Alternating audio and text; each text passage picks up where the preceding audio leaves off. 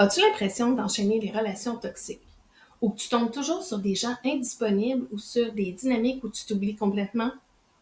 Si tu te reconnais là-dedans, je te rassure, c'est ni une fatalité ni une question de à qui la faute. Reste avec moi et je t'explique pourquoi.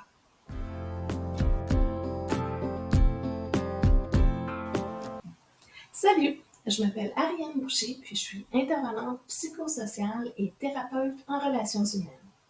Ma mission, c'est de t'offrir un espace inclusif pour accueillir tes différences, célébrer qui tu es et avancer vers une vie en accord avec tes valeurs. Aujourd'hui, je vais parler d'un sujet qui revient souvent quand j'accompagne des gens.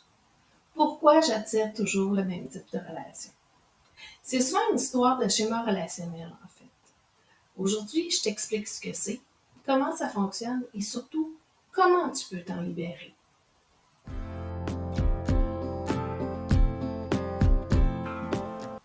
Un schéma relationnel, c'est un modèle de lien que ton cerveau a enregistré très tôt dans ta vie.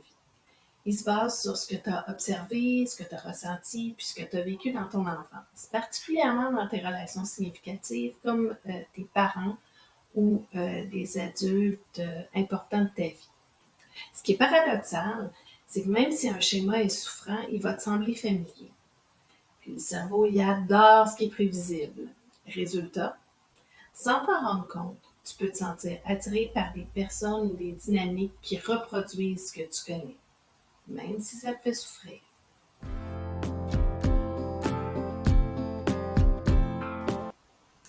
Juste au cas où le concept de schéma relationnel serait encore un peu trop abstrait, je vais te donner 3 exemples concrets.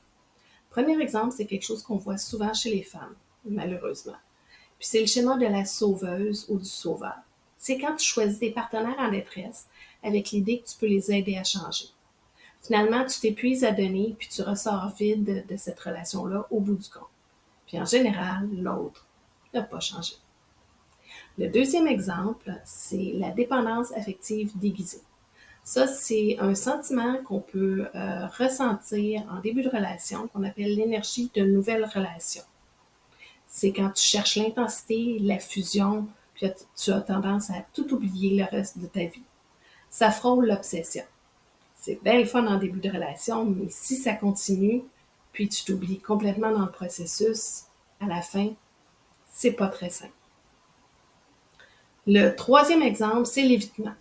Ça, c'est quand tu te protèges tellement que tu choisis des gens indisponibles ou distants pour éviter d'être blessé à nouveau. Ce qui est important de savoir, c'est que ces dynamiques-là, ce ne sont pas des choix conscients.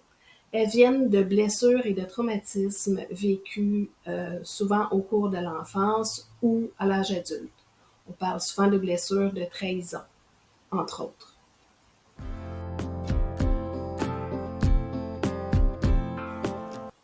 La bonne nouvelle, c'est que tu peux apprendre à identifier tes schémas relationnels pour pouvoir les travailler.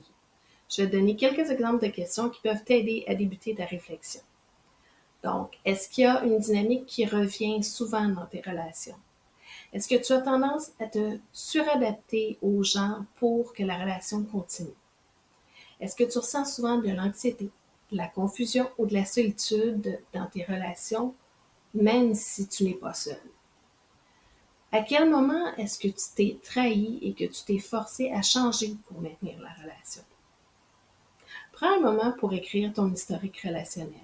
Il ne s'agit pas de te juger, mais d'observer ce que ton corps, ton cœur et ton cerveau ont appris à considérer comme normal.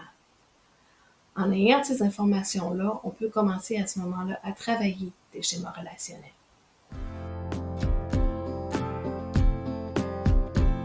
Maintenant, je vais te donner 3 pistes de réflexion pour t'aider à changer tes schémas relationnels. Dans un premier temps, nommer, c'est déjà te transformer. Donc, en écrivant ton historique relationnel, ça va t'aider à identifier puis à prendre conscience des schémas que tu reproduis dans tes relations. Ça, c'est la première étape. Deuxièmement, c'est d'apprendre à faire le tri entre attirance et compatibilité. Quand on est dans l'énergie d'une nouvelle relation, on a souvent des lunettes roses et puis on ne voit pas les défauts ou des attributs qui pourraient nous déranger chez l'autre sur le long terme. Donc, c'est d'apprendre à enlever ces lunettes roses-là et puis à voir l'autre pour ce qu'il est ou elle est vraiment et de déterminer à ce moment-là si on est compatible ou pas. Troisièmement, bien, c'est de développer ta relation avec toi-même. Ça, c'est très important parce que ce que tu tolères à l'extérieur reflète souvent comment tu te sens à l'intérieur. Donc, plus tu apprends à te respecter, plus tu vas te faire respecter et plus tu vas attirer des relations qui vont faire pareil.